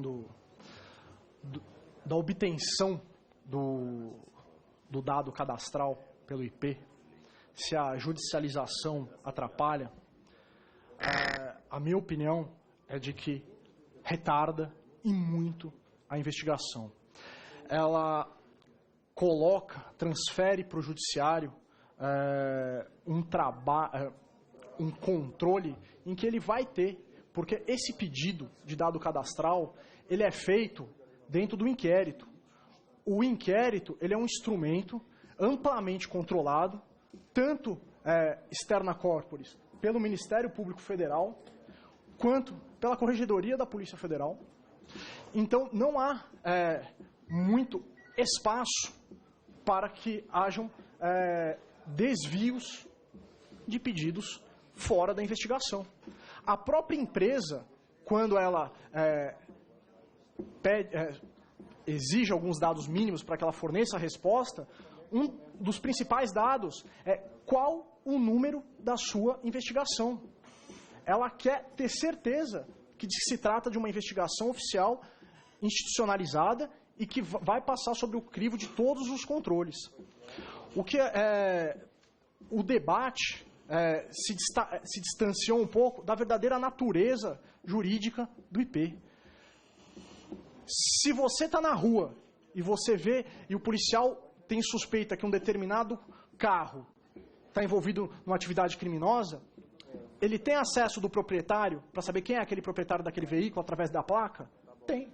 Então, o número vai te dar uma pessoa.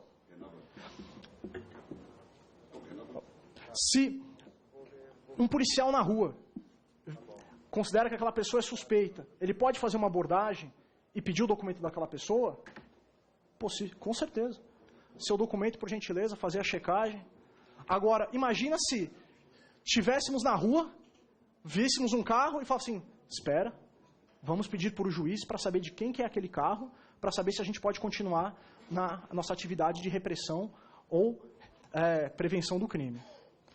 Estamos na rua, a pessoa está andando, o carro está indo embora. Imagina se a gente fala assim, não, acompanha, se você conseguir, porque eu vou ter que pedir para o juiz autorização para você saber quem é. Então, esse comparativo tem que ter sempre em mente quando a gente levar para a questão do IP. Os abusos, Excelência, vão existir sempre porque somos seres humanos, em qualquer instância. E eles têm que ser profundamente repreendidos para que uma mácula não contamine todo o sistema e não prejudique a eficácia do processo que venha a ser estabelecido a bem da sociedade. Na questão da capacitação, como o doutor Stênio foi capacitar, a minha formação é jurídica, e na questão de crime cibernético foi individual, caminhando sozinho, um curioso, e às vezes, quando tropeçava em algumas dificuldades, procurar algum curso extracurricular, mas só de grandes... Isso foi no começo, que depois que você pega uma certa experiência, a capacitação individual de você buscar o conteúdo, de você ter uma orientação nos cursos à distância, elas são bem proveitosas.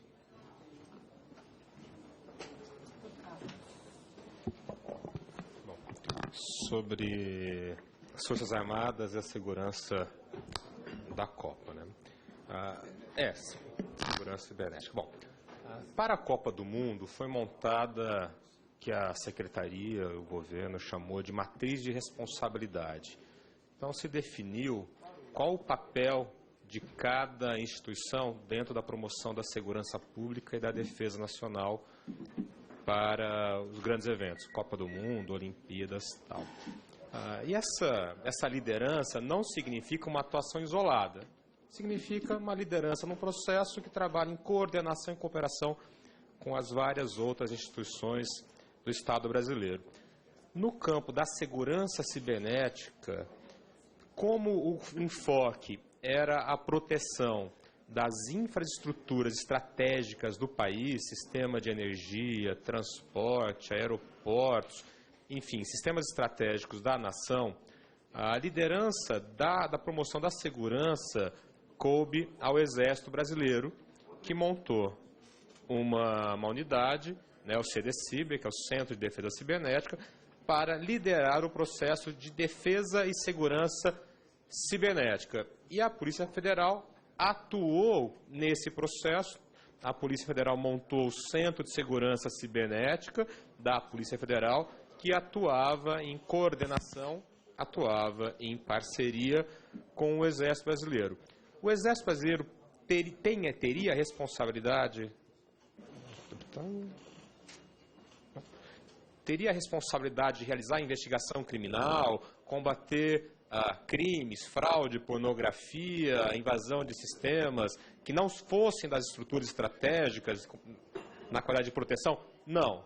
Essa atribuição sempre coube à Polícia Federal e era realizada no nosso Centro de Segurança Cibernética. Então, o Exército promovia a política de proteção das informações e a Polícia Federal atuava com inteligência e investigação contra as ações, inclusive contra a infraestrutura estratégica, mas também de crimes normais, né, crimes comuns como fraudes, pornografia, crimes contra a honra, enfim, toda a gama de crimes que compete à Polícia Federal, se for de nossa competência, ou repassaria, e como repassou à Polícia Civil, aquilo que não era de competência federal. Então, essa foi a estrutura, né, a governança da segurança cibernética para grandes eventos. E hoje a gente atua cada um na sua atribuição. A polícia com a sua área de crime cibernético, segurança cibernética, chefiada pelo Dr. Elmer, e o Exército com o CDCiber, que promove a proteção em âmbito nacional contra invasões estrangeiras, ações militares, e também desenvolve políticas de proteção da informação junto com o GSI, né, o Departamento de Segurança da Informação e Comunicação do GSI, e junto também com a Polícia Federal atuando de forma conjunta. Essa é a estrutura da proteção da informação e das estruturas estratégicas no país. Espero que tenha formação. Bom, eu sou formado em Direito, me formei na Universidade de Ribeirão Preto em 1999, e quando vim a Brasília em 2007, participei de uma especialização de 2 anos na Universidade de Brasília, uma especialização promovida pelo GSI, né, pelo DESIC, para a formação de gestores da segurança da informação. Além dessa especialização na Universidade de Brasília, nós tivemos a oportunidade, nesses 7 anos que ficamos na área, de participar de diversos cursos, tanto nacionais como internacionais. Cursos, palestras, como por exemplo do FBI, da ICE, que é a Agência de Imigração e Alfândega dos Estados Unidos, que cuida da pornografia infantil extraterritorial daquele país, do Serviço Secreto, que cuida das fraudes bancárias, da Interpol, né, da Rede Nacional de Pesquisa, que é um instituto do governo federal que promove capacitação, da Europol, cursos da Polícia Montada no Canadá, que é uma área de referência na proteção à infância e à juventude, na OEA, que promove também ações de segurança cibernética junto com o SICT e com a Ranger, que são 2 estruturas da OEA, a Polícia Espanhola, tanto a Polícia Civil como a Polícia Nacional Espanhola, que também são referências no combate aos crimes cibernéticos, e fui um dos 2 representantes brasileiros no estudo da ONU sobre crimes cibernéticos, realizado pela UniODC, sediada em Viena, nos anos de 2011 e 2012, e participei também, representando a Polícia Federal, no IGF, que é o Fórum de Governança da Internet da ONU, em 5 oportunidades, e também das discussões sobre a Convenção de Budapeste e outras ações promovidas pelo Conselho da Europa de 2008 a 2013. Então, essas são as, sim, que eu lembrei, as capacitações, tive muita oportunidade de qualificação dentro da Polícia Federal. Senhora Presidente, aqui sim. Pois não, delegado Éder.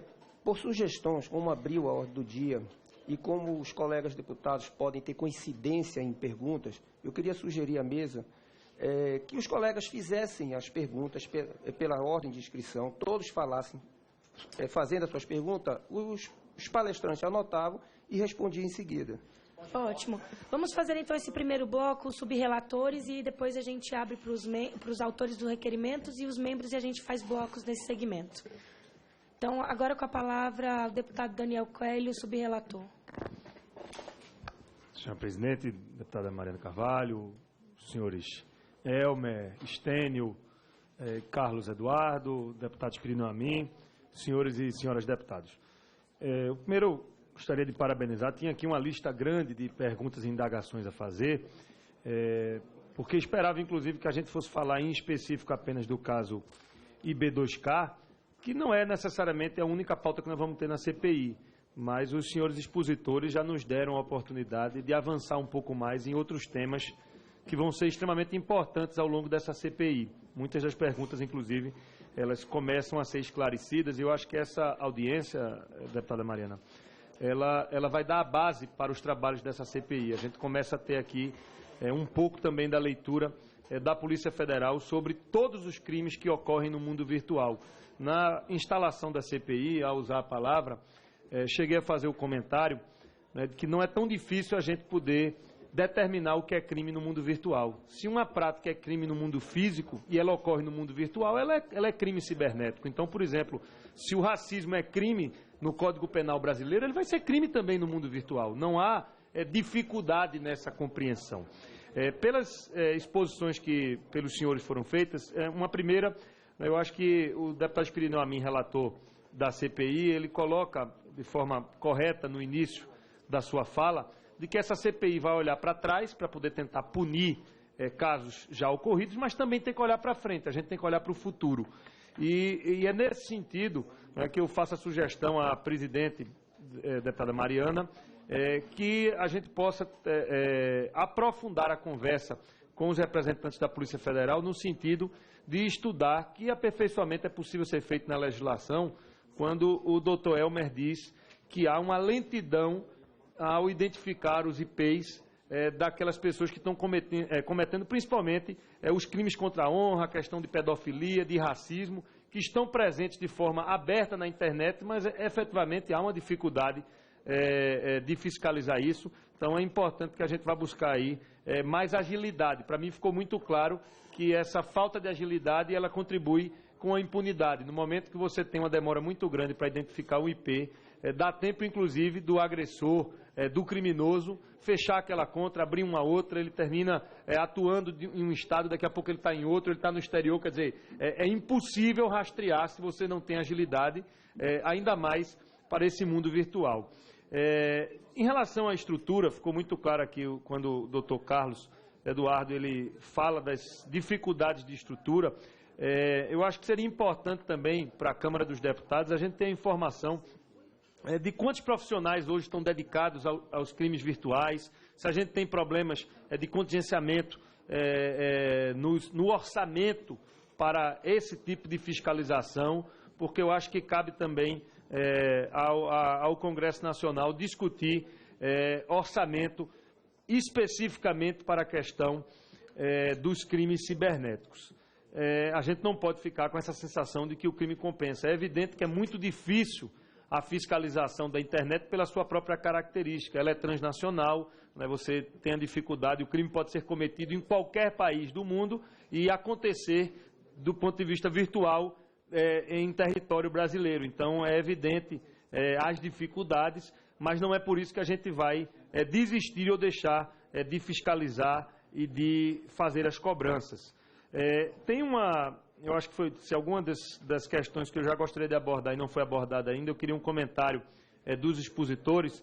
A legislação atual, e isso vem da chamada Lei Carolina Dickmann, ela fala dos provedores guardarem as informações e com um prazo determinado de apenas 6 meses. Isso já é apontado por alguns como uma dificuldade na fiscalização, porque se a gente tem essa lentidão da judicialização a se obter um IP, e se o provedor ele não é obrigado a guardar os dados por um prazo mais longo, 3, 4, 5 anos, a gente termina tendo dificuldades em identificar, principalmente crimes de pedofilia, onde você aí tem uma utilização já comentada das nuvens para guardar essa informação. E a nuvem ela já é transnacional, ela já está normalmente no exterior. E se você não tem a obrigação local de guardar essas informações, então a gente dificulta e bastante a fiscalização. Também gostaria de um comentário em relação às técnicas e as tecnologias hoje possíveis para mascarar os IPs. Mas a gente sabe que quando o crime cibernético ele é feito de forma mais organizada e planejada, dificilmente o criminoso ele utiliza o computador doméstico e o seu próprio IP. Ele, além de tentar utilizar técnicas para mascarar o seu IP, ele vai tentar também utilizar pontos abertos de Wi-Fi, LAN house, ele vai tentar fazer uma utilização, além de mascarar o IP, mas também de não utilizar o seu próprio equipamento. Onde é que a gente pode e como a gente pode identificar nesses casos o agressor. E também mais um comentário que eu acho que fica importante. Já para concluir. Vou concluir, presidente. Em relação à questão das redes do governo, também foi comentado aqui que cabe à Polícia Federal a proteção das redes do governo. Mas também gostaria de registrar a importância da fiscalização das redes do governo, seja ele a Câmara dos Deputados, o Senado, o Executivo Federal, estaduais e municipais. A gente tem 2 casos, inclusive, que vão ser debatidos por essa CPI, o dos jornalistas Carlos Sadenberg e da jornalista Mira Leitão, que sofreram agressões na internet e essas agressões elas foram provenientes do Palácio do Planalto. Então é importante também que haja a fiscalização para o próprio governo. Se nós não podemos admitir os crimes contra a honra partindo de indivíduos, muito menos a gente pode permitir isso partindo do próprio governo, que tem que dar o exemplo. E, no mais, eu deixo uma pergunta bem específica em relação se a gente tem estatísticas da quantidade de crimes cibernéticos. Eu sei que isso é muito complexo, mas apenas para a gente nortear se vocês têm algum tipo de estatística de crimes e do que a gente consegue solucionar, né, considerando a dificuldade estrutural, mas o que é que foi solucionado nesse período. No mais, eu queria parabenizar os 3 expositores, porque a gente percebe a dedicação e o amor que vocês tratam o tema. Então, a gente fica também satisfeito em sentir que tem um núcleo na Polícia Federal preocupado com o crime cibernético. Peço desculpas pelo alongar o tempo. Se Vossa Excelência concordar, eu tenho que sair agora para gravar o Havana Connection. Se vocês concordarem, eu poderia deixar minhas perguntas. Eu não vou ficar para ouvir as respostas, a Liz vai anotar, mas eu gostaria de fazer as perguntas porque o companheiro não vai conseguir elaborar da maneira que eu vou fazer. Seria bem breve, se possível. Temos na frente do bloco dos autores dos requerimentos os subrelatores. De minha parte não tem problema, subrelatores não... De minha parte não tem problema. João Arruda, deputado delegado Edson, delegado Alexandre. Da minha parte, a Cata. Então, hoje tudo bem, presidente, mas é uma coisa que não pode ser. Todos nós temos não, compromisso, deputado, eu estou pedindo eu tô até pedindo a opinião aqui de todos, se todos concordarem por essa exceção, mas para não se repetir nas próximas também. Sim. Em caráter de exceção, porque como eu falei para Vossa Excelência, eu vou gravar, então... Se todos concordarem... Já dava tempo de ter feito. Com a palavra, deputado Jean Ulisses. Bom, obrigado, senhora presidente, e aos demais que concordaram em fazer as perguntas.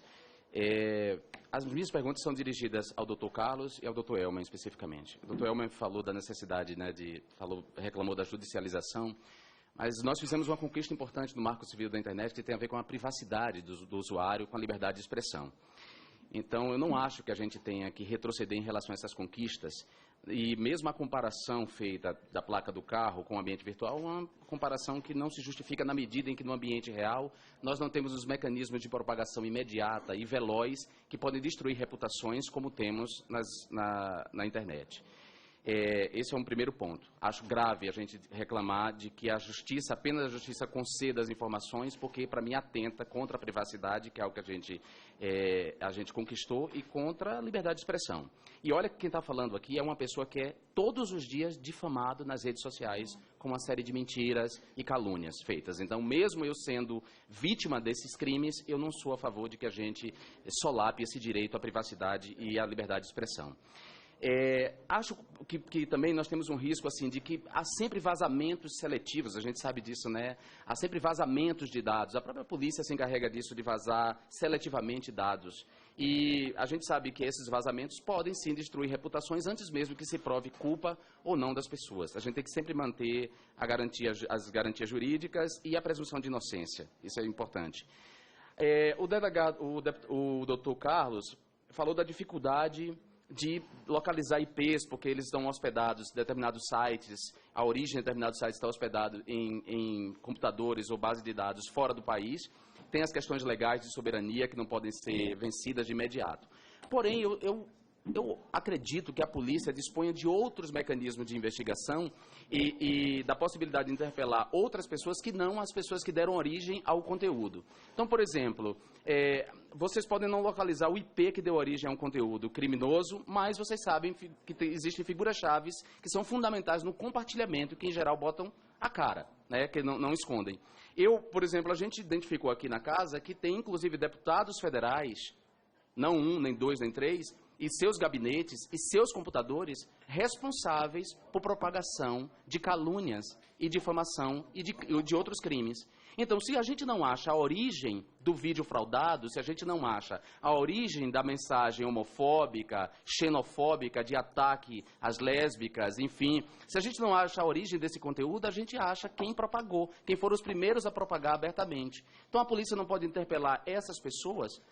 Nós não há dispositivos legais que possam arrolá-las como cúmplices desses crimes, ainda que não sejam os criadores originais do conteúdo? Essa é uma pergunta a ser feita, né? Então, nas denúncias que eu fiz à Polícia Federal, eu dei um conjunto de dados e de relações entre diferentes perfis que têm relações entre si e que são sempre responsáveis por propagação desses conteúdos. A pergunta é, essas pessoas não podem ser interpeladas? Nem sequer a prestar depoimento sobre de onde veio esse conteúdo, como é que foi parar no computador delas? Essa é uma pergunta. As duas perguntas. Muito obrigado. Eu vou passar para as respostas pelo fato de estar havendo votação nominal, enquanto os outros deputados voltam para a gente encerrar e fazer mais um bloco. É ao vivo. Não, ao vivo não, vai ser gravado. Mas vai gravar.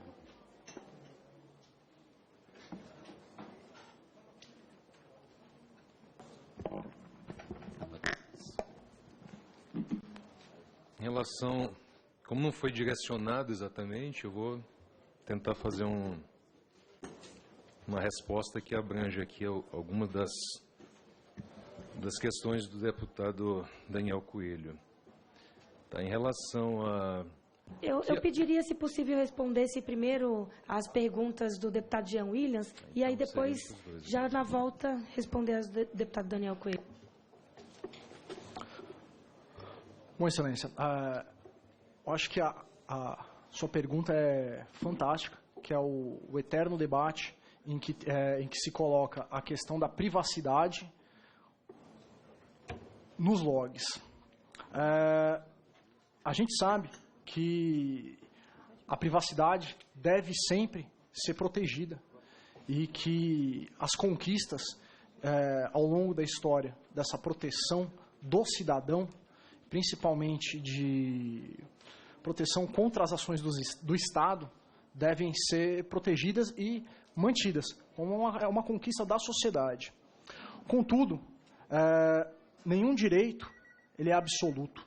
A gente vê na próxima questão do sigilo telefônico, na própria questão da liberdade, na questão específica dos logs, eu acho que merece um aprofundamento do que é a privacidade e se o log representa uma esfera de privacidade do indivíduo.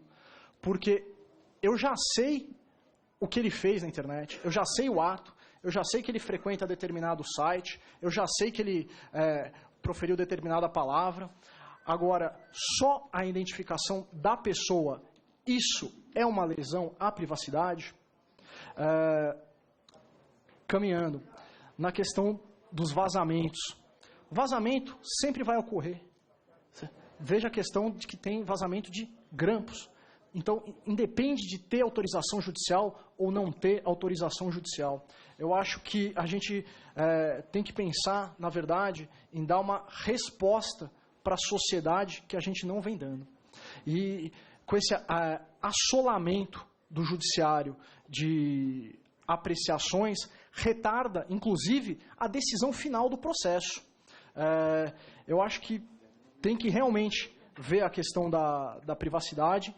Foi muito discutido no Marco Civil, mas, de novo, como o senhor falou, às vezes a pessoa, ela, não pela identificação do IP, mas ela já é identificada. Na questão de que se não pode chegar na origem ou chegar de quem propagou, realmente a pessoa pode ser penalmente responsável. Tem que haver uma análise casuística do crime e do dolo, mas com certeza deve ser submetida à análise do judiciário para ver se aquela conduta é criminosa. Só fazer um adendo em relação à privacidade, é porque há uma má compreensão do que é o log. Eu acho que esse foi o problema maior, porque o que é esse log que a gente está falando? É o endereço IP com a data, a hora e o fuso horário. Então, assim, a gente não está falando de conteúdo de privacidade, o que o sujeito fez, com quem que ele conversou. Nada disso é pedido. O que a gente está querendo saber é um dado que, na verdade, revela uma conexão de uma máquina com outra na internet. E esse dado ele vai simplesmente